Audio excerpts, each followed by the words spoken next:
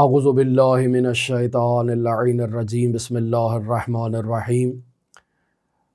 کتاب گلشن احباب در کیفیت سیر و سلوک اولی الالباب کے مضامین پر آپ کے ساتھ گفتگو جاری تھی، اور آیت اللہ علامہ سید محمد صادق حسینی طہرانی سیر و سلوک کے طالبان کے لیے نہایتی گراں قدر عرفانی نکات کو بیان کر رہے ہیں، جنہیں جاننا ایک سالک کے لیے ضروری ہے، جنہیں جاننا ایک مومن کے لیے ضروری ہے۔ جو اللہ کی طرف سفر کرنا چاہتا ہے اسے یہ معلوم ہونا چاہیے کہ اس سلوکی سفر میں کن مراحل سے اس نے عبور کرنا ہے، کون سی چیزیں ایسی ہیں جو اس کے لیے بندش ایجاد کرتی ہیں، کون سی چیزیں ایسی ہیں جو اس کے لیے وسعت ایجاد کرتی ہیں، کون سے اعمال اسے انجام دینا ہے، کون سے اعمال کو اسے ترک کرنا ہے۔ بحث ہماری اجتہاد پر آ کر پہنچی، اور علامہ صادق طہرانی یہ بیان کر رہے ہیں کہ مجتہد کے لیے وہ تمام شرائط جو فقہا نے فقہی کتابوں میں بیان کی ہیں کہ مجتہد میں ان شرائط کا ہونا ضروری ہے، انہی شرائط میں ایک نہایتی اہم شرط بعض فقہا نے بیان کی ہے، اور وہ یہ ہے کہ مجتہد میں جو ہے وہ ملکہ قدسیہ کا ہونا ضروری ہے۔ یہ ہماری بحث تھی، جس پر گزشتہ دنوں ہم نے کافی تفصیل سے بیان کیا کہ مرحوم شہید ثانی رحمۃ اللہ علیہ نے بیان کیا کہ مجتہد میں ملکہ قدسیہ کا ہونا ضروری ہے، اور شہید ثانی رحمۃ اللہ علیہ کی پیروی میں اور متعدد فقہا نے اس ملکہ قدسیہ کو بیان کیا، اور اس کے لیے ان کے پاس دلیل کیا ہے؟ دلیل ہے حضرت امام حسن عسکری علیہ الاف و تحیت وثنا کی روایت۔ بیان ہوا کہ گراں قدر علماء میں آیت اللہ سید محمد حسین حسینی طہرانی بھی ایک ایسے فقیہ ہیں جو یہ بیان کرتے ہیں کہ مجتہد میں ان عمومی شرائط کے علاوہ ملکہ قدسیہ اور قوہ قدسیہ کا ہونا ضروری ہے، تب جا کر وہ فتویٰ دے سکتا ہے، تب جا کر لوگ اس کی تقلید کر سکتے ہیں۔ اور اگر کسی مجتہد میں یہ ملکہ قدسیہ اور یہ قوہ قدسیہ موجود نہ ہو تو نہ تو وہ فتویٰ دے سکتا ہے اور نہ ہی اس کی تقلید کی جا سکتی ہے۔ آج کی گفتگو جس کتاب سے ہم آپ کی خدمت میں بیان کر رہے ہیں، یہ ہے کتاب ولایت فقیہ در حکومت اسلام۔ آیت اللہ حسینی طہرانی کی یہ کتاب ہے، 4 جلدوں پر لکھی گئی نہایت ہی عمدہ اور نہایت ہی بے نظیر کتاب ہے، ولایت فقیہ در حکومت اسلام۔ اس کتاب کی دوسری جلد ہے، اور صفحہ نمبر 103 سے اس بحث کا آغاز ہو رہا ہے۔ مرحوم علامہ حسینی طہرانی اس کتاب میں شہید ثانی رحمۃ اللہ علیہ کی عبارت کی تشریح کرتے ہیں۔ البتہ یہ تشریح صفحہ نمبر جو ہے وہ 110، 109 اور 110 میں جا کر علامہ بیان کرتے ہیں، لیکن بحث کا آغاز جو ہو رہا ہے وہ صفحہ نمبر 103 سے ہو رہا ہے، اور بیان کرتے ہیں کہ فتویٰ دینے کے لیے مرجع تقلید میں ملکہ عدالت کا ہونا ضروری ہے، اور ملکہ عدالت در واقع بڑھ کر ایک چیز ہے عام عدالت سے۔ اور دلیل کیا بیان کرتے ہیں؟ کہتے ہیں دلیل حضرت امام حسن عسکری علیہ السلام کی روایت سے یہ جملہ ظاہر ہوتا ہے۔ اور پھر بیان کرتے ہیں کہ ایک نامور کتاب ہے، فقہی کتاب ہے، عروۃ الوثقیٰ۔ اس کتاب کے مصنف ہیں مرحوم آیت اللہ سید محمد کاظم یزدی رحمۃ اللہ علیہ۔ علماء اور فقہائے شیعہ میں یہ روش رہی ہے کہ وہ اپنا حاشیہ اس کتاب عروۃ الوثقیٰ میں لگاتے ہیں، اور اس انداز میں اپنی فقاہت کا، اپنی جو ہے وہ اجتہاد کا اعلان کرتے ہیں۔ یعنی فقہا اس کی، چونکہ تمام کتاب جو ہے وہ فقہی فتاویٰ پر مشتمل ہے، اور لوگ اس کتاب کو، یعنی در واقع یہ کتاب بطور معمول فقہا اور علماء کے لیے جو ہے وہ موجود ہوتی ہے، اور اس میں نامور فقہا کے فتاویٰ موجود ہیں، مثلاً حاشیے موجود ہیں۔ اصل متن تو مرحوم کاظم یزدی رحمۃ اللہ علیہ کا ہے، لیکن اس پہ تمام شیعہ فقہا نے جو مرحوم کاظم یزدی کے بعد اس دنیا میں تشریف لائے ہیں، سب نے اس کتاب کے اوپر اپنے نظریات کو اور حواشی کو تحریر کیا ہے۔ بعض کے حواشی پبلش ہو چکے ہیں، چھپ چکے ہیں، جبکہ بعض کے حواشی چھپے نہیں ہیں، بلکہ اسی کتاب میں جو ان کی ذاتی ملکیت ہوا کرتی تھی اسی کتاب میں وہ حواشی موجود ہیں، اور ان کی کتاب خانوں کی زینت ہیں، جو ان کے ورثاء ہیں انہی کے پاس وہ حواشی موجود ہیں۔ اس کتاب پر مرحوم امام خمینی رحمۃ اللہ علیہ کا حاشیہ موجود ہے، مرحوم آیت اللہ گل پیگانی کا حاشیہ موجود ہے، اور نہایت ہی آیت اللہ بروجردی کا حاشیہ موجود ہے، اور نہایت ہی گراں قدر فقہا کے حواشی اسی کتاب عروۃ الوثقی میں موجود ہیں۔ البتہ مارکیٹ میں جو یہ کتاب موجود ہے اس میں بھی متعدد فقہا کے حواشی نیچے جو ہے وہ حاشیے کے اندر موجود ہیں۔ اصل متن مرحوم کاظم یزدی کا ہوتا ہے، پھر اس فتوے سے جس شخصیت نے اختلاف کیا ہے وہ نیچے حاشیے میں اس کا نام لکھا ہوتا ہے، اور آگے وہ اختلاف لکھا ہوتا ہے کہ انہوں نے مرحوم کاظم یزدی سے کیا اختلاف کیا ہے۔ تو مرحوم کاظم یزدی اپنی اسی کتاب عروۃ الوثقی میں جہاں فقی کی شرائط کو بیان کر رہے ہیں نا، وہ مرحوم کاظم یزدی فرماتے ہیں کہ ان لا یکون مقبلا علی الدنیا وطالبا لہا، کہ یہ جو مجتہد ہے اس مجتہد کو دنیا کی طرف مقبل نہیں ہونا چاہیے، یعنی کیا؟ یعنی دنیا کی طرف متوجہ نہیں ہونا چاہیے، وطالب لہا، اور دنیا کا طالب بھی نہیں ہونا چاہیے۔ یعنی جہاں وہ بیان کرتے ہیں کہ مرد ہونا چاہیے، بالغ ہونا چاہیے، عاقل ہونا چاہیے، حلال زادہ ہونا چاہیے، شیعہ 12 امامی ہونا چاہیے، اور اس طرح کی جو شرائط بیان کر رہے ہیں، انہی شرائط کے بعد آخر میں یہ شرط بیان کرتے ہیں کہ ان لا یکون مقبلا علی الدنیا وطالبا لہا، کہ وہ دنیا کی طرف مقبل اور متوجہ نہ ہو اور دنیا کا طالب نہ ہو۔ ایسا فرد جو ہے وہ فقی ہونا چاہیے، فقی ہوتا ہے۔ اور پھر اس کے بعد فرماتے ہیں مقبا علیہا، یعنی دنیا کے اوپر منہ کے بل جو ہے وہ گرا ہوا بھی نہیں ہونا چاہیے، مجدن فی تحصیلہا، اور دنیا کو حاصل کرنے کے لیے وہ نہایت ہی سنجیدہ نہ ہو، یعنی بہت ہی زیادہ اصرار اس کا نہ ہو کہ وہ دنیا کو حاصل کر کے ہی رہے گا چاہے جو کچھ بھی ہو جائے۔ یہاں سے مرحوم یزدی در واقع یہ کہنا چاہتے ہیں کہ اس فقی کی کوشش جو ہے وہ یہ عام جو متعارف دنیا ایک انسان کے پاس ہونی چاہیے، ایک طالب علم کے پاس ہونی چاہیے، ایک مولانا کے پاس جو یہ عام دنیا کی چیزیں اور دنیا کے لوازمات ہونے چاہیے، یہ اس کے پاس ہونے چاہیے، اس کا انکار نہیں ہے، لیکن اس سے زائد اس کے وجود میں دنیا کی محبت نہیں ہونی چاہیے کہ وہ دنیا کو جمع کرتا رہے، دنیا کے اموال کو جمع کرتا رہے، اپنی پراپرٹیاں بناتا رہے، اپنی جائیدادیں بناتا رہے، مال امام کو اپنے ذاتی استعمال میں لانے کا وہ خواہش مند ہو، لہٰذا جو کچھ بھی آئے اسے اپنی تشہیر میں لگا دے، اپنی توزیع المسائل کو مفت تقسیم کرنا شروع کر دے، جتنی کتابیں بھی وہ اپنے نام پر چھاپ سکتا ہے ان کو پبلش کرنا شروع کر دے مال امام سے، تاکہ زیادہ سے زیادہ اس کی شہرت ہو۔ نہیں، یہ در واقع دنیا کی طرف رجوع ہے، مقبلا علی الدنیا کا یہ ایسا فقی مصداق ہے، لہٰذا دنیا کی محبت اس فقی کے دل میں نہیں ہونی چاہیے، اس فقی کو دنیا کا عاشق نہیں ہونا چاہیے، اور وہ نہایت مضبوط ہونا چاہیے اس عنوان سے۔ مرحوم آیت اللہ بروجردی اس پر اعتراض کرتے ہیں انہی جملوں پر، اور بھی متعدد فقہا نے اسی شرط پر اعتراض بھی کیا ہے، اور نیچے ہی عروۃ الوثقی میں حاشیہ لگایا ہے اور اپنے اپنے دلائل بیان کیے ہیں کہ وہ اس مقبلا علی الدنیا کو فقی کی شرائط میں سے بیان نہیں کرتے ہیں۔ لیکن مرحوم کاظم یزدی نے جو اس بیان کیا ہے کہ ولا یکون مقبلا علی الدنیا، اس کی بنیادی وجہ جو وہ بیان کرتے ہیں وہ یہ ہے کہ الاحتجاج میں جلد نمبر 2 ہے اور صفحہ نمبر 510 پر حضرت امام حسن عسکری علیہ السلام کی توقیع موجود ہے، یعنی وہ رقعہ جو امام حسن عسکری علیہ السلام نے بیان کیا جس میں فقہا کی شرائط بیان کی ہے، تو امام حسن عسکری وہاں یہ جملہ بیان کرتے ہیں فَأَمَّا مَنْ كَانَ مِنَ الْفُقَهَاءِ صَائِنًا لِنَفْسِهِ حَافِظًا لِدِينِهِ، یعنی ہر وہ فقی جو خود کے نفس پر کنٹرول کیے ہوئے ہے اور اپنے دین کا محافظ ہے، یعنی حافظاً لدینہ، دین خود کا محافظ ہے، مخالفاً علی ہواہ مطیعاً لامر مولاہ، یعنی وہ اپنی نفسانی خواہشات کی مخالفت کرنے والا ہو اور اپنے مولا کی فرمان برداری کرنے والا ہو۔ اگر اس میں یہ شرائط موجود ہیں تو فَلِلْعَوَامِ أَن يُقَلِّدُوهُ، تو عوام کی یہ ذمہ داری ہے کہ وہ ایسے فقی کی تقلید کریں۔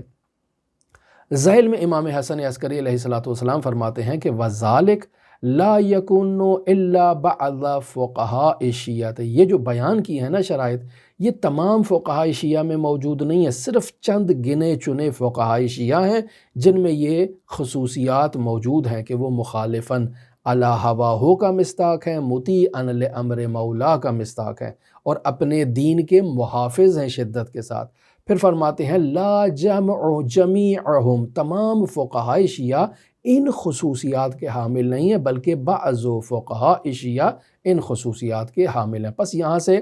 معلوم یہ ہوتا ہے کہ جو حوزہ علمیہ میں درس پڑھائے جاتے ہیں، مثلا علم الصرف پڑھایا جاتا ہے، علم النحو پڑھایا جاتا ہے، ادبیات میں جو ادبی علوم ہیں، نحو، معنی، بیان و بدیع، یہ پڑھائے جاتے ہیں، منطق پڑھایا جاتا ہے، فلسفہ پڑھایا جاتا ہے، فقہ پڑھائی جاتی ہے، اصول پڑھائی جاتی ہے، تفسیر، کلام، حدیث پڑھائی جاتی ہے، رجال پڑھایا جاتا ہے، اور اس کے علاوہ درایت الحدیث پڑھائی جاتی ہے۔ تو ایک طالب علم کو ان تمام علوم کو پہلے سیکھنا ہے،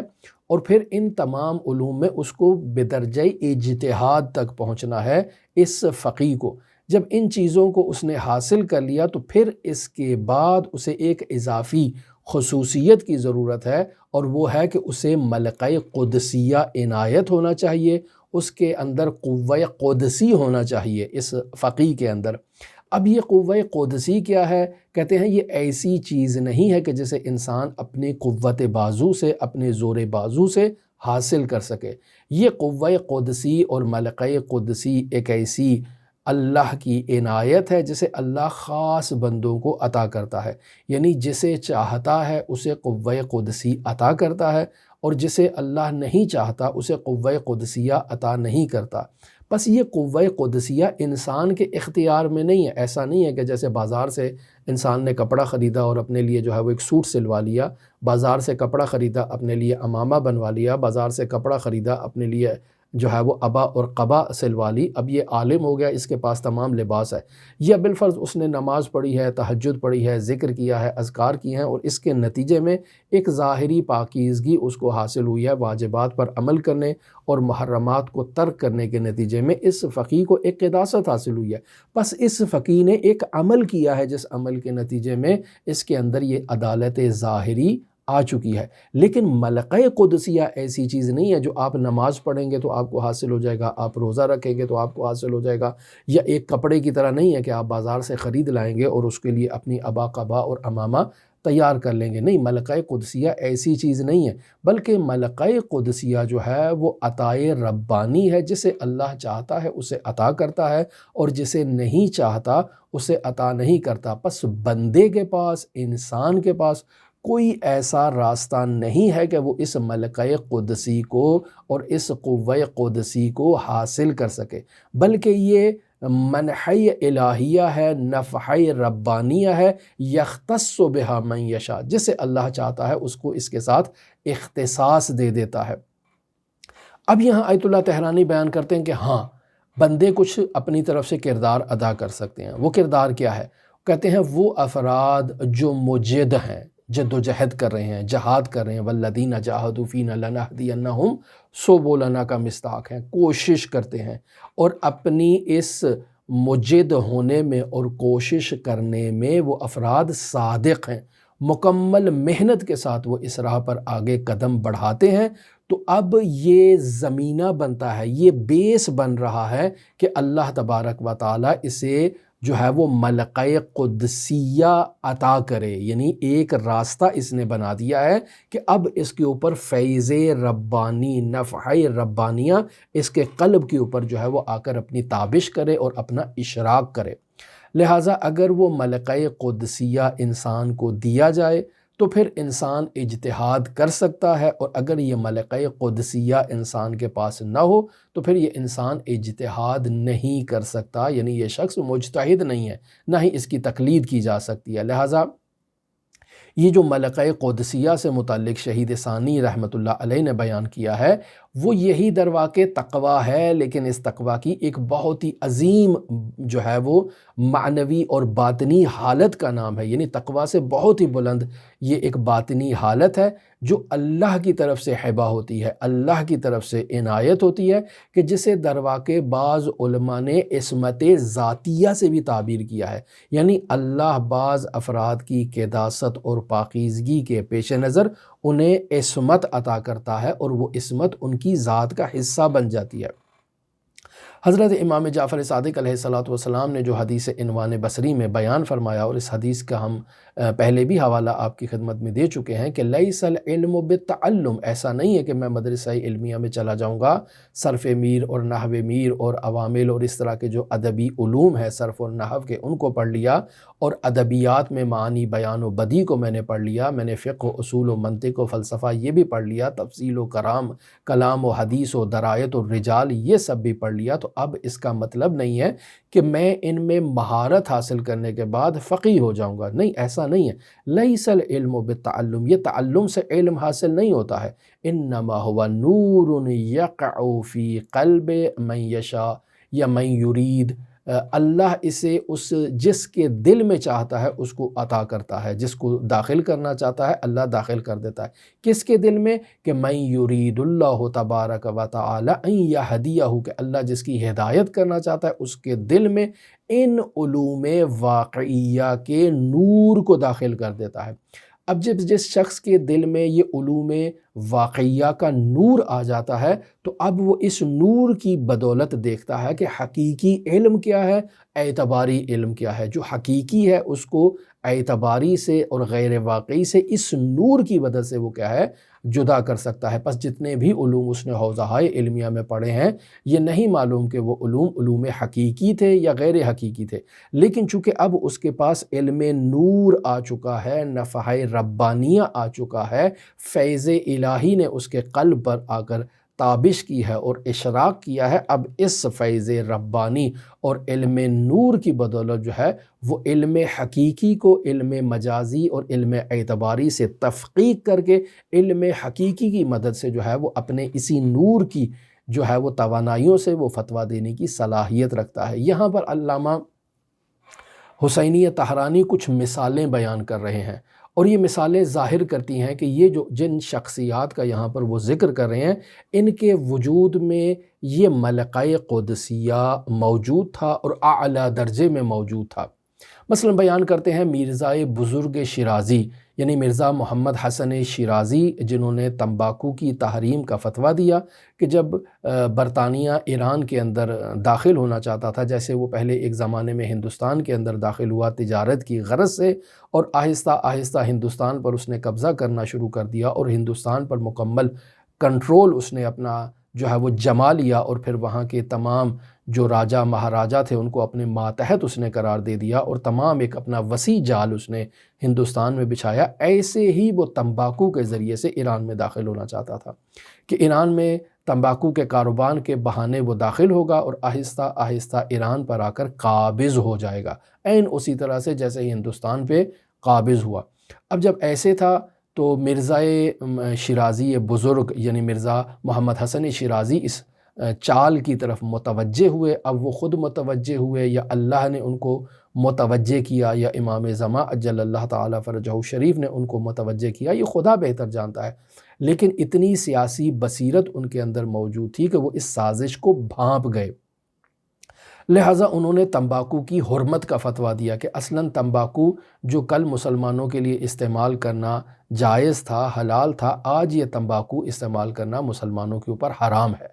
اب جب یہ فتویٰ جنگل کی آگ کی طرح پھیل گیا تو چونکہ مرزا حسن شیرازی مرجع شیعیان جہان علی الاطلاق تھے، صرف انہی کی تقلید ہوا کرتی تھی، تو حتیٰ وہ بادشاہ کا ملازم جو اس کے لیے حقہ تیار کرتا تھا، اس نے بادشاہ کو منع کر دیا کہ بھئی آج کے بعد میں آپ کے لیے حقہ تیار نہیں کروں گا۔ کیوں؟ چونکہ آپ اس دنیا میں ریاست ظاہریہ رکھتے ہیں، جبکہ وہ فقیہ جو ہے شیخ مرزا محمد حسن شیرازی وہ ریاست علی الاطلاق رکھتا ہے، وہ دین اور دنیا دونوں پر ریاست رکھتا ہے، اور قیامت کے دن اگر میں اس کے فتوے کی مخالفت کروں گا تو میرے گریبان کو پکڑا جائے گا، لہٰذا میں ہرگز تمہیں تمباکو تیار کر کے نہیں دے سکتا۔ اگر تم نے حقہ پینا ہے، تم نے سگریٹ پینی ہے، تم نے وہ جو ایسی کوئی تمباکو سے متعلق چیز استعمال کرنی ہے تو جا کر خود تیار کرو۔ یعنی اس قدر مرزا حسن شیرازی کا یہ تمباکو کا فتویٰ پھیل گیا کہ پورے ایران میں لوگوں نے تمباکو اٹھا کر باہر پھینک دیے، استعمال کرنا چھوڑ دیا۔ تو وہ جو تمباکو کی تجارت کے خاطر ایران میں داخل ہونا چاہتے تھے ان کو منہ کی کھانی پڑی اور وہ ایران میں داخل نہیں ہو سکے۔ اب یہی مرزا حسن شیرازی اس قدر جو ہے وہ قداست رکھتے ہیں، اس قدر پاکیزگی رکھتے ہیں، اس قدر اللہ کے نیک بندے ہیں کہ جب ان کی مرجعیت کا وقت آیا اور اب ان کی مرجعیت یعنی کسی کو مرجع بنانا ہے، تو مرزا حسن شیرازی کہتے ہیں کہ میں اس ریاست مرجعیت کی طرف ایک قدم بھی میں نے اس ریاست کی طرف نہیں بڑھایا، بلکہ یہ خود بخود میرے طرف آئی ہے۔ میں اسے حاصل کرنے پر راضی نہیں تھا اس مرجعیت کو۔ اور پھر ماجرا کیا ہوا؟ ماجرا یہ ہوا کہ جب مرجع تقلید کا انتقال ہوا، اب نیا مرجع تقلید انتخاب کرنا ہے، تو فقہا جمع ہوئے، عظیم عظیم فقہا جمع ہوئے، جن میں شیخنا الاعظم شیخ مرتضیٰ انصاری جیسی شخصیات بھی موجود تھیں۔ اب یہ تمام نہایتی قداست، نہایتی تقوی، نہایتی پاکیزگی کے حامل 17 مجتہدین جمع ہوئے اور آپس میں انہوں نے میٹنگ کی کہ اب کیا کیا جائے، کس شخص کی مرجعیت کا اعلان کیا جائے۔ تمام افراد اس اجتماع میں متفق ہوئے کہ مرزا حسن شیرازی کی مرجعیت کا اعلان کیا جائے۔ وہ سب سے اعلم ہے، سب سے باتقوا ہے، سب سے اوریٰ ہیں، انہی کی مرجعیت کا اعلان کیا جائے۔ لہٰذا 17 مسلم مجتہدین نے، جو ایک درواقع اہل خبرہ کی ایک جماعت کی حیثیت رکھتے ہیں، انہوں نے مرزا حسن شیرازی کی مرجعیت کا اعلان کیا۔ اور جیسے ہی مرزا حسن شیرازی نے اس خبر کو سنا، دھاڑے مار کر رونے لگ پڑے اور انکار کر دیا کہ نہیں نہیں، میں مرجع تقلید نہیں بنوں گا۔ پھر باقاعدہ فقہا نے گواہی دی کہ ہم فقہی طور پر فتویٰ دیتے ہیں، گواہی دیتے ہیں کہ آپ ہم سب میں اعلم ہیں۔ اور مرزا حسن شیرازی اس بات کا اعتراف کرتے ہیں کہ میں جانتا ہوں کہ علمی اعتبار سے میں اعلم ہوں، لیکن اس ریاست کو سنبھالنے کی میرے اندر صلاحیت موجود نہیں ہے۔ تو ایسے فقہا ہوا کرتے تھے عزیزان محترم، جو اس قدر قداست اور اس قدر پاکیزگی اور اس قدر تقوی میں اس قدر بلند رتبہ تھا کہ دھاڑے مار کے رونے لگ پڑے کہ نہیں نہیں، میں اس ذمہ داری کو قبول کرنے کے لیے تیار نہیں ہوں۔ اور پھر فقہا باقاعدہ ان کو اپنے فتوے کے ذریعے سے ریاست کی کرسی پر بٹھاتے ہیں اور وہ مرجع تقلید بنتے ہیں، اور پھر جا کر اس طرح سے برطانیہ کبیر کو ایران سے بے دخل کرتے ہیں۔ دوسری شخصیت جس کی مثال دی جا رہی ہے وہ ہے مرزا محمد تقی شیرازی۔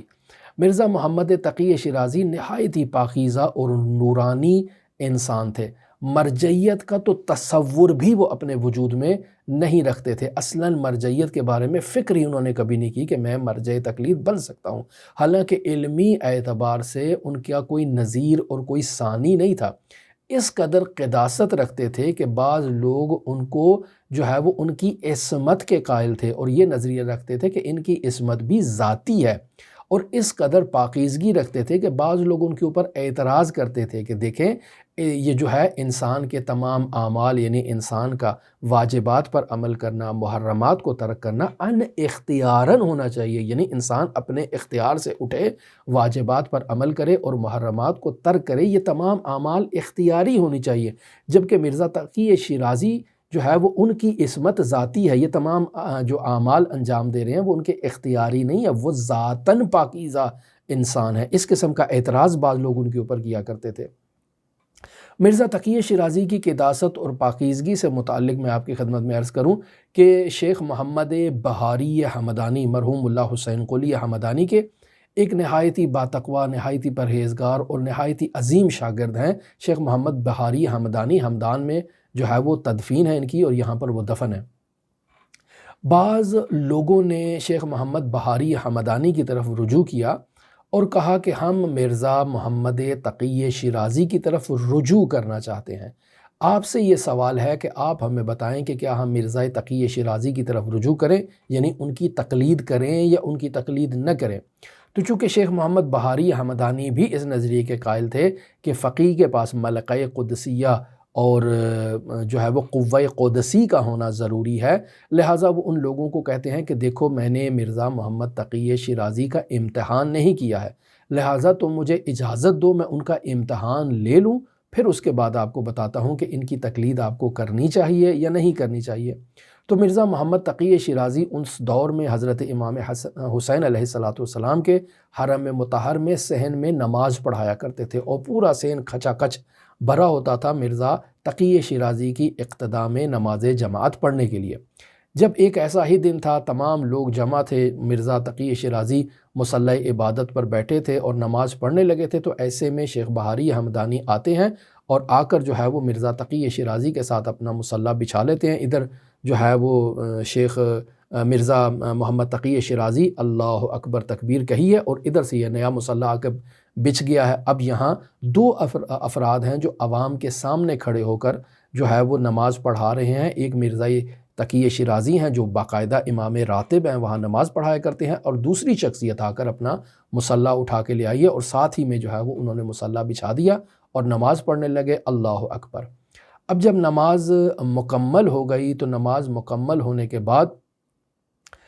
شیخ بہاری حمدانی کھڑے ہو کر انہی افراد کو مخاطب قرار دے کر کہتے ہیں جنہوں نے کہا تھا کہ ہم مرزا تقی شیرازی کی طرف رجوع کرنا چاہتے ہیں تقلید میں، آپ بتائیں کہ ہم ان کی طرف رجوع کریں یا نہ کریں۔ تو وہ ان کو مخاطب قرار دے کے کہتے ہیں کہ میں نے امتحان کر لیا، میں ان کے پاس کھڑا ہوا ہوں اور میں نے نماز پڑھی ہے ان کے ساتھ یہاں کھڑے ہو کر، اور مکمل نماز کے اندر میں نے دیکھا ہے کہ ان کے وجود میں ذرہ بھر بھی یہ خطور نہیں کیا ہے، یہ خیال نہیں آیا کہ یہ میرے ساتھ مصلی بچھا کر کیوں بیٹھا ہے۔ یعنی میں اگر نماز پڑھا رہا ہوں اور میرے ساتھ کوئی اور شخص آ کر اسی طرح سے مصلی بچھا لے تو یقینی بات ہے ایک انسان ہے، اس کی توجہ جاتی ہے کہ یہ کون آ گیا ہے اور یہاں اس نے مصلی کیوں بچھایا ہے۔ تو یہ تمام خیالات نماز کی حالت میں ایک انسان کے وجود میں آنا ایک طبیعی سی بات ہے، لیکن مرزا تقی شیرازی اصلاً متوجہ نہیں ہے، اصلاً اس بات کی طرف خطور نہیں کر رہے کہ کوئی ساتھ بھی شخص آ کر مصلی بچھا کر بیٹھ گیا ہے اور نماز پڑھ رہا ہے۔ تو شیخ بہاری حمدانی کہتے ہیں کہ مکمل نماز میں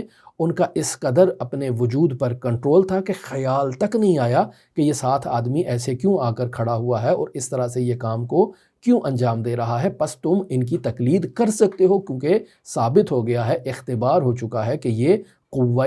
جو ہے وہ قدسیہ، ملکہ قدسیہ کے حامل فقیہ ہیں۔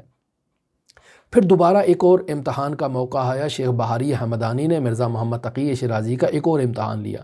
کہتے ہیں کہ میں کاظمین سے سامرہ کی طرف زیارت کے لیے جا رہے تھے، میں تھا اور مرزا تقی شیرازی تھے۔ ہم ایک ایسے جو ہے وہ گھوڑے پر سوار تھے کہ جس کی دو طرف افراد سوار ہوتے ہیں، ایک دائیں طرف ایک بائیں طرف، اور یہ گھوڑا ہمیں 18 کلومیٹر کا فاصلہ طے کر کے ہمیں جو ہے نا وہ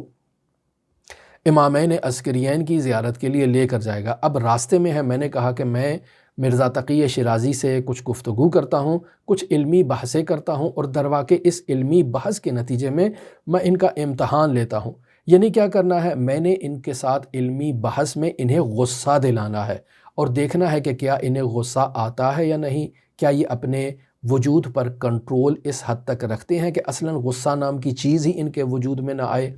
تو کہتے ہیں کہ میں نے ان کے ساتھ بحث کا آغاز کیا اور جان بوجھ کر انہیں غصہ دلانے کی کوشش کی۔ تو میں یہ دیکھ رہا ہوں کہ وہ نہایت ہی دھیمے لہجے میں، نہایت ہی مؤدبانہ انداز میں میری گستاخیوں کو بھی نظر انداز کر رہے ہیں اور نہایت ہی ادب اور نہایت ہی احترام کے ساتھ میری باتوں کا جواب دے رہے ہیں، جبکہ میں انہیں کہہ رہا ہوں کہ بھئی تم تو یہ بات سمجھے ہی نہیں ہو، تمہیں کیا معلوم یہ بات کیا ہے۔ یعنی اس قسم کے الفاظ کا بھی میں نے سہارا لیا، لیکن مرزا تقی شیرازی بالکل ان کے وجود میں ذرہ بھر بھی جو ہے وہ غصہ یا ذرہ بھر بھی ان کے انداز گفتگو میں جو ہے وہ تبدیلی نہیں آئی۔ اس سے بھی ثابت ہوتا ہے کہ یہ ملکہ قدسیہ کے حامل شخص ہیں۔ پھر تیسری شخصیت جس کا میں ذکر کرتا چلوں، یہاں سید احمد کربلائی ہیں۔ سید احمد کربلائی درواقع یہ بھی مرحوم علی قاضی طباطبائی رحمۃ اللہ علیہ کے استاد ہیں اور ملا حسین قلی حمدانی کے شاگردوں میں ایک نہایت ہی بے نظیر فقیہ اور نہایت ہی عظیم شخصیت کے حامل ہیں۔ انہوں نے بھی اپنی زندگی میں مرجعیت کو قبول کرنے سے انکار کر دیا، یعنی جب یہ 40 سال کے سن میں تھے تو انہیں مرجعیت کی آفر کی گئی، سب لوگ متفق ہو گئے کہ انہیں مرجع تقلید ہونا چاہیے، چونکہ یہ اعلم ہیں تمام علمی مسائل میں، ان کا کوئی نظیر اور کوئی ثانی نہیں ہے۔ علماء نے اتفاق کیا لیکن انہوں نے انکار کر دیا، کہا کہ نہیں، میں مرجعیت کو قبول نہیں کروں گا، اور اس قدر احتیاط کیا کرتے تھے کہ کبھی ملأ عام میں آ کر نماز جماعت نہیں پڑھاتے تھے۔ مرحوم قاضی رحمۃ اللہ علیہ کی بھی یہ سیرت تھی کہ انہوں نے اپنے استاد سے اس چیز کو سیکھا تھا کہ استاد بھی نماز جماعت عمومی طور پر جیسے عام مسجدوں میں نماز ہوتی ہے، حرمہائے مطہر میں نماز ہوتی ہے، نہیں، ایسے وہ نماز نہیں پڑھاتے تھے۔ قاضی بھی اسی طرح تھے، کوئی گمنام سی مسجد، چھوٹی سی مسجد، اس میں مرحوم قاضی کبھی نماز پڑھا دی، کبھی نماز گھر پڑھائی اور شاگرد گھر میں آ کر ان کی اقتداء کرتے تھے۔ عام عمومی طور پر نماز جماعت نہیں وہ پڑھایا کرتے تھے۔ اور مرحوم مفسر قرآن علامہ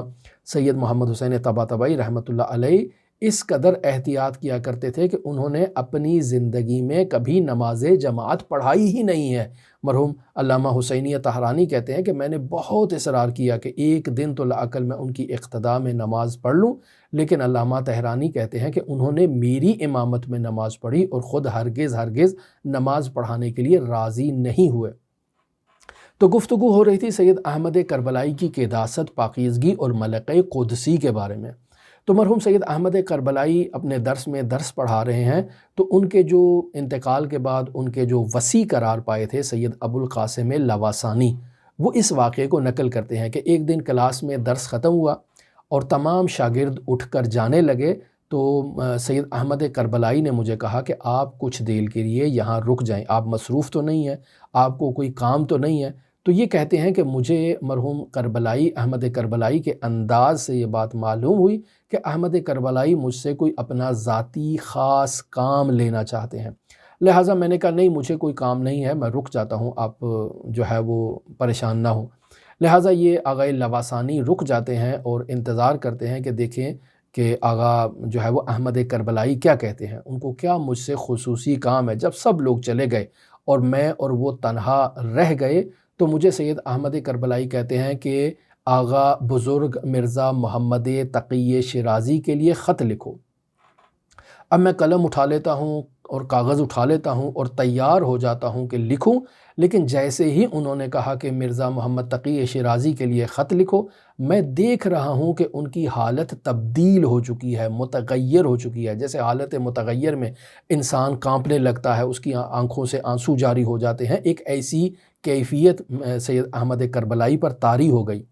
اور پھر وہ اس جملے کا تکرار کرتے ہیں کہ خود اسی نے کہا ہے، خود اسی نے کہا ہے، یقیناً اسی نے کہا ہے، یقیناً اسی نے کہا ہے۔ تو میں آغا لواسانی کہتے ہیں کہ یہ جملے سن کے متعجب ہوا، یہ کیا کہنا چاہ رہے ہیں؟ کیا کہیں مرزا تقی شیرازی نے کوئی ان کے بارے میں نازیبا کلمات تو استعمال نہیں کر دیے جو ان تک پہنچے ہوں اور یہ بہت ہی ناراض ہو رہے ہوں اور بہت ہی ان کو جو ہے وہ رنجیدہ خاطر ہوئے ہوں، انہیں بہت تکلیف ہوئی ہو؟ تو کہتے ہیں کہ نہیں، دوسری طرف سے مجھے یقین ہے کہ مرزا تقی شیرازی جو ہے وہ عدالت واقعیہ رکھتے ہیں، یعنی عدالت میں بہت بلند مقام پر فائز ہیں، وہ ہرگز ایسی جسارت کر ہی نہیں سکتے۔ لہٰذا میں نے اپنے دل میں استغفار کی کہ میں نے کیوں مرزا تقی شیرازی کے لیے ایسی بدگمانی اپنے وجود میں لے کر آیا، لہٰذا میں شرمندہ ہوا۔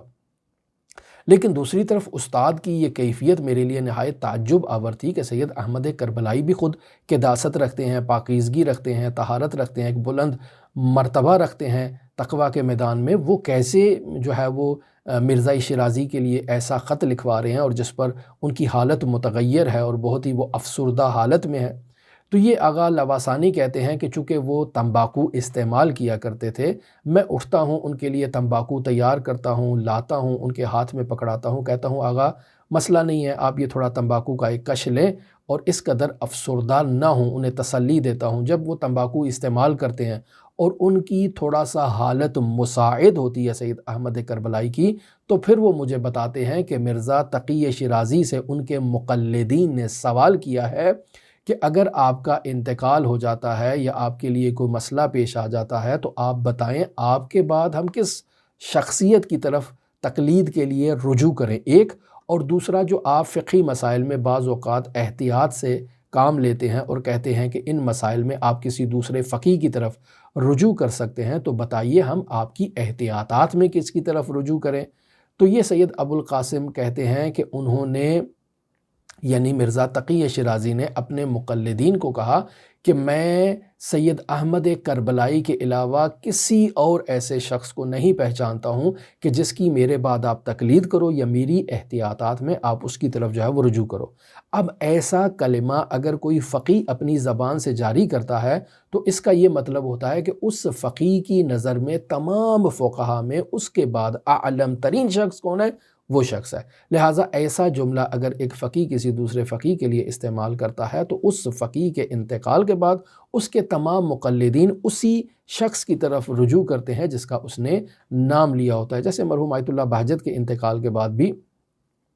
ایک ایسی ہی شخصیت منظر عام پر آئیں جن کا آیت اللہ بہجت نے ذکر کیا تھا، اور اس کے بعد ان کی تقلید ہوئی، اور اس کے بعد پھر ان کا انتقال ہو گیا تو آیت اللہ محفوظی کی تقلید کی گئی۔ تو آغا ابو القاسم لواسانی کہتے ہیں کہ مجھے سید احمد کربلائی کہتے ہیں کہ آپ لکھ دو مرزا تقی شیرازی کے لیے اور ان سے کہو کہ دیکھو اس دنیا میں ریاست آپ کے پاس ہے، مرجعیت آپ کے پاس ہے، یہاں آپ جو کچھ چاہیں آپ کر سکتے ہیں اور اپنی احتیاطات میں یا اپنے بعد تقلید کے لیے لوگوں کو میری طرف ارجاع دے سکتے ہیں چونکہ آپ رئیس ہیں، لیکن یاد رکھو قیامت کے دن یہ ریاست میرے جد رسول خدا صلی اللہ علیہ وآلہ وسلم کے پاس ہوگی اور میں رسول خدا کی بارگاہ میں آپ کے لیے شکایت کروں گا کہ آپ نے اس طرح سے میری اجازت کے بغیر لوگوں کو میری طرف ارجاع دیا ہے، میں ہرگز قیامت کے دن آپ سے راضی نہیں ہوں گا، لہٰذا آئندہ آپ نے ایسا کام نہیں کرنا کہ کسی کو میری طرف متوجہ کروائیں۔ یعنی اس قدر قداست، اس قدر پاکیزگی اور اس قدر احتیاط کے اصلاً رجوع ہی نہیں کرنا چاہتے ہیں ان موارد کی طرف۔ اور آخری جو مورد ہے اس کو بیان کر کے میں اپنی گفتگو کو ختم کرتا ہوں، یہ ہے ملا محمد مہدی نراقی صاحب کتاب جامع السعادات سے متعلق۔ جب کتاب جامع السعادات پبلش ہو جاتی ہے اور حوزہائے علمیہ میں منتشر ہو جاتی ہے، تمام فقہا، تمام علماء اس 3 جلدی کتاب کا مطالعہ کرتے ہیں اور علمی اور اخلاقی فیض حاصل کرتے ہیں، تو ایسے میں اس کتاب کی اشاعت کے بعد ملا نراقی جو ہے، ملا محمد مہدی نراقی عراق زیارات کے لیے جاتے ہیں۔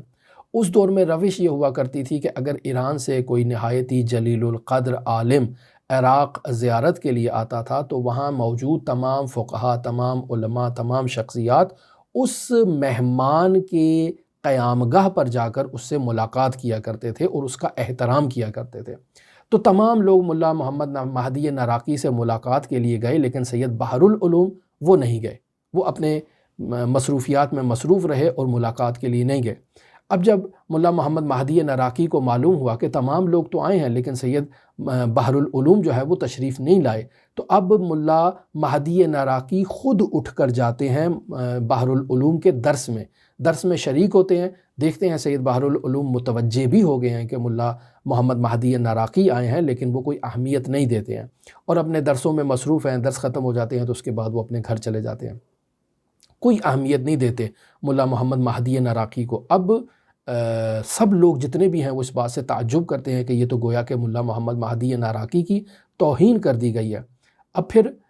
کچھ دن کے بعد ملا محمد مہدی نراقی دوبارہ ارادہ کرتے ہیں کہ بحر العلوم سے ملاقات کرنے کے لیے اس دفعہ ان کی رہائش گاہ اور ان کے قیام گاہ پر تشریف لے جائی جائے۔ ان کے گھر آتے ہیں، سب لوگ وہاں پہ موجود ہیں، اجتماع ہے علماء کرام کا، اور ملا محمد مہدی نراقی بھی تشریف لاتے ہیں۔ سید مہدی بحر العلوم انہیں ایک جگہ بٹھا دیتے ہیں لیکن انہیں کوئی اہمیت نہیں دیتے، ان کی کوئی تجلیل نہیں کرتے، ان کا کوئی احترام نہیں کرتے، وہ اپنے انداز میں آتے ہیں، بیٹھے رہتے ہیں، اور جب اٹھ کر رخصتی لینے کے لیے رخصت ہوتے ہیں اور واپس جانا چاہتے ہیں تو اب کی بار جو ہے وہ سید مہدی بحر العلوم اٹھتے ہیں، آگے بڑھتے ہیں، ملا محمد مہدی نراقی کو اپنے سینے سے لگاتے ہیں اور اپنے پاس اپنی جگہ پر لا کر بٹھاتے ہیں، اور پھر ان سے کہتے ہیں کہ در واقع میں آپ کا امتحان لے رہا تھا، میں یہ دیکھنا چاہتا تھا کہ اس قدر بے نظیر اخلاقی کتاب جامع السعادات لکھنے والے شخص کا خود اپنا کیا اخلاقی مقام ہے اور کیا اپنا اخلاقی معیار ہے۔ میں نے آپ کی کتاب مکمل پڑھی ہے، اس سے فیض حاصل کیا ہے، میں آپ کے وجود میں اس ملکہ قدسیہ کو مشاہدہ کرنا چاہتا تھا، لہٰذا یہ میری تمام جتنی بھی حرکات تھیں جو بے ادبی پر دلیل تھیں، یہ در واقع ایک اختبار تھا آپ کی جو ہے وہ ملکہ قدسیہ کو امتحان کرنے کے لیے، اور میں یقین کر چکا ہوں کہ آپ نے اس کتاب کا ایک ایک جملہ لکھنے سے پہلے خود اس پر عمل کیا ہے، خود اس کو جو ہے وہ عملی مجسمہ پہنایا ہے، اور بعد میں اس کو جو ہے وہ کتابت کی صورت میں آپ لے کر آئے ہیں۔ لہٰذا اس سے معلوم یہ ہو جاتا ہے کہ مرحوم ملا محمد مہدی نراقی بھی جو ہے وہ صاحب جامع السعادات ایک ملکہ قدسیہ کے حامل شخص تھے۔ اب آخر میں ایک سوال یہاں ممکن ہے آپ مؤمنین کے اذہان عالیہ میں یہ پیدا ہو جائے کہ اب کیسے معلوم ہو کہ یہ شخص عالم ہے، کیسے معلوم ہو کہ اس شخص کے وجود میں ملکہ قدسیہ موجود ہے یا ملکہ قدسیہ موجود نہیں ہے؟ تو عزیزان محترم، میں جو مقلد ہوں، میں جو ایک عام انسان ہوں، یہ میرا وظیفہ نہیں ہے کہ میں اس بارے میں تحقیق کروں۔ کیوں؟ چونکہ میرے اندر صلاحیت موجود نہیں ہے، نہ تو میں ایک فقیہ کی علمی قابلیت کو پرکھ سکتا ہوں اور نہ ہی اس کے وجود میں موجود قداست اور تقوی اور ملکہ قدسیہ کی جو ہے وہ اختبار کا میرے پاس کوئی میزان اور معیار کچھ ایسی چیز موجود نہیں ہے۔ لہٰذا ایسے میں میرا یہ وظیفہ ہے کہ میں اس کام کو اہل تحقیق کے سپرد کروں۔ اہل تحقیق کا وظیفہ ہے کہ وہ کسی بھی فقیہ کی علمی حیثیت کو، علمی معیار کو وہ جانچ کے بتائیں کہ یہ فقیہ کس قدر علمی معیار کے اندر موجود ہے، اور پھر ان کا یہ وظیفہ ہے کہ وہ بیان کریں کہ اس فقیہ میں جو ہے وہ ملکہ قدسیہ موجود ہے یا نہیں، عدالت کے کس اعلیٰ مرتبے پر یہ فائز ہے، صائنا لنفس حافظا لدین کا یہ مصداق ہے یا مصداق نہیں ہے۔ یہ ان اہل تحقیق لوگوں کا کام ہے، یہ میری توانائی اور صلاحیت سے بڑھ کے ہے۔ میرا وظیفہ کیا ہے؟ میرا وظیفہ یہ ہے کہ ان اہل تحقیق پر اعتماد کروں۔ بس یہ تمام گفتگو جو ہم نے ملکہ قدسیہ اور اجتہاد کی شرائط سے متعلق آپ کی خدمت میں بیان کی، یہ بحث اب ختم ہو گئی۔ بس معلوم ہو گیا کہ ایک فقیہ کے لیے بھی ملکہ قدسیہ کا ہونا ضروری ہے۔ بس یہ جو ابھی تک ہم عام لوگوں کی باتیں کر رہے تھے کہ ایک انسان طہارت پاکیزگی میں اس قدر بلند مقام حاصل کر سکتا ہے اور خداوند متعال اسے عنایات اس کو عطا کرتا ہے اس تمرین کے نتیجے میں، اس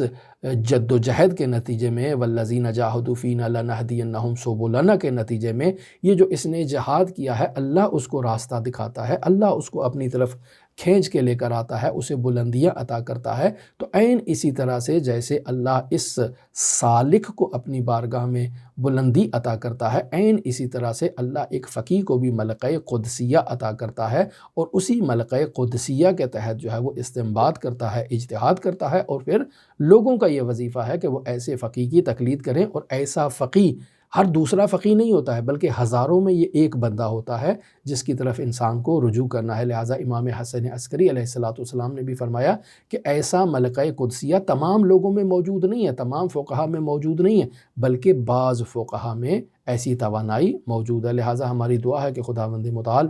ان نورانی معارف کو سمجھنے اور ان پر عمل پیرا ہونے کی ہمیں توفیق عطا فرمائے۔ خداوند متعال ہمیں ایسے شیاطین سے محفوظ رکھے جو ایسے پاکیزہ مجتہدین کے خلاف تبلیغ کرتے ہیں، تقلید کے خلاف تبلیغ کرتے ہیں، لوگوں کو بدظن کرتے ہیں، لوگوں کے اعتقادات کو خراب کرتے ہیں، لوگوں کی عبادات کو خراب کرنے کے لیے اپنی ہوائے نفس کی پیروی کرتے ہوئے ایسے پاکیزہ جلیل القدر افراد کی شان میں گستاخی کرتے ہوئے لوگوں کو ان ہستیوں سے بدظن کرتے ہیں۔ درواقع ایسے افراد خود جو ہے وہ کسی استعمار کے پیرول پر موجود ہوتے ہیں۔ خداوند متعال ان کی ہدایت کرے اور عام مؤمنین کو ایسے لوگوں سے جو خناس کا مصداق ہیں ان کی شر سے خداوند متعال محفوظ رکھے۔ پس اجتہاد اور مجتہد کی شرائط سے متعلق جو ہے وہ ہماری گفتگو مکمل ہو گئی۔ اب نہایت اہم موضوع بنتا ہے کہ وہ افراد کہ جو فلسفہ اور عرفان کے پڑھے ہوئے عرفاء کے اوپر تہمتیں لگاتے ہیں، تو ان شخصیات پر کیسی کیسی تہمتیں لگتی ہیں اور پھر کیا ماجرا ہوتا ہے، اس موضوع پر کل انشاءاللہ آپ کے ساتھ گفتگو کی جائے گی۔ دعاگو ہیں خداوند متعال منجی عالم بشریت حضرت صاحب العصر صاحب الامر صاحب الزمان کے ظہور میں تعجیل فرمائے اور ہمیں حضرت کے اصحاب و آوان و انصار کی فہرست میں شمار فرمائے۔ اللہم صلی علی محمد و آل محمد وعجل فرج قائم آل محمد۔